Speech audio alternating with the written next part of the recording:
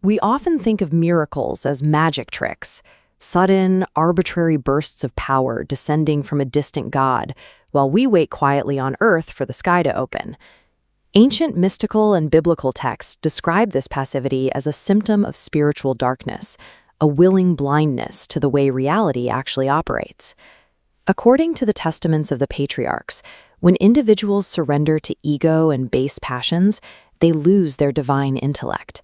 They strip themselves of the elevated title of man, degrading into a reactive, instinctual herd driven purely by physical urges. By looking up and waiting to be rescued, humans actively block the very intervention they are desperate to witness. The Kabbalistic text known as the Zohar introduces a severe correction to this mindset. It states explicitly that God does not perform miracles, only man does.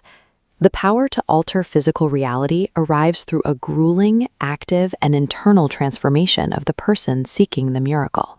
This brings us to the concept of exousia, the ancient Greek term for spiritual authority.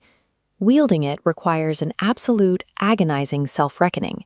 Ancient teachings mandate that before a person can act as a catalyst for divine power, they have to cure their own spiritual blindness. It is the classic instruction to cast the massive beam out of your own eye before trying to fix anyone else's vision. This diagram outlines the required internal architecture. It forms a hierarchy: unwavering faith at the peak, ascetic discipline in the middle, and a massive layer of humility at the base.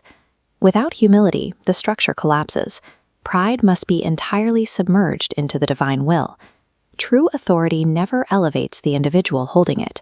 To become a valid vessel capable of carrying divine power, a person has to completely empty themselves first.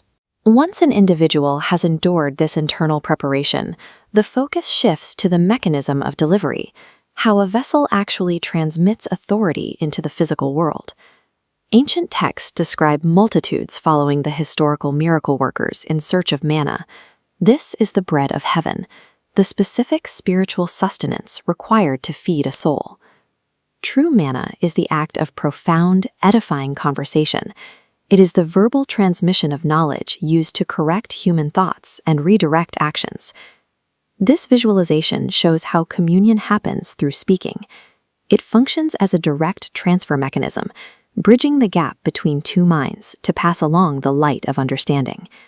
This re-educates the intellect, driving away darkness and granting the mental permission to actually believe. The capacity for a miracle is built through solitary labor, but the miracle itself is delivered through the